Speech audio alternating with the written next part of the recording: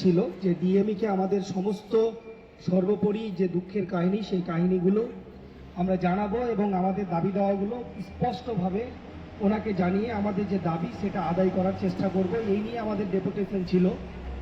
সর্বপ্রথমে আমি ধন্যবাদ জানাবো আমাদের পুলিশ প্রশাসনকে। ওনারা আমাদের এই সুষ্ঠুভাবে আমাদের এইখানে সুষ্ঠুভাবে একটা ডেপুটেশন দেওয়ার ব্যবস্থা করে দিয়েছেন। এর জন্য আমাদের পুলিশ প্রশাসনকে সর্বপ্রথমে আমি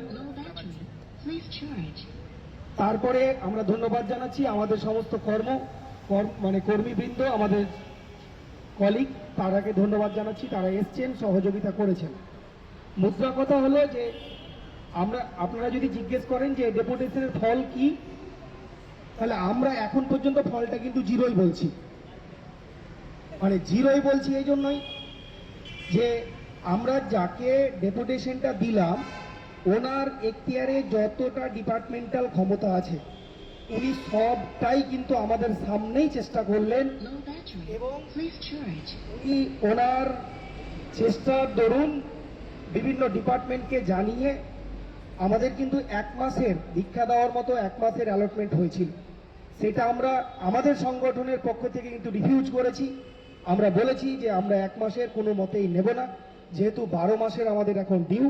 তাহলে আমাদের যদি আরও কটা দিন লেট হয় তাও আমরা মেনে নিতে রাজি আছি, কিন্তু আমাদের একসাথেই 12 মাসের দিতে হবে। উনি এটাতে সহমত পোষণ করেছেন।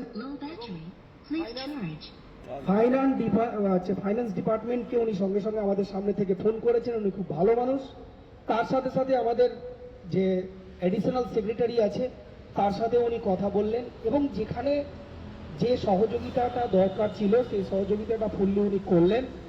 আমরা ওনাকে এটুকু বলে আসলাম যে যদি আমাদের এটা এই মাসের মধ্যে কমপ্লিট না হয় তাহলে হয়তো বা আমাদের এই আন্দোলনটা আরো বৃহত্তর আকারে নবান্নের মাটিতে আমরা করব।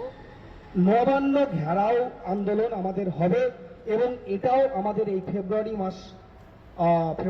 মাসের মধ্যে যদি আমাদের কাছে খবর না যায় এবং আমাদের অ্যাকাউন্টে টাকা না ঢোকে তাহলে আমরা কিন্তু এই মাসের শেষেই নবান্নে আবার একটা ডেপুটেশনের ব্যবস্থা করব। এই বলে আমি আমার সংক্ষিপ্ত বক্তব্য শেষ করছি।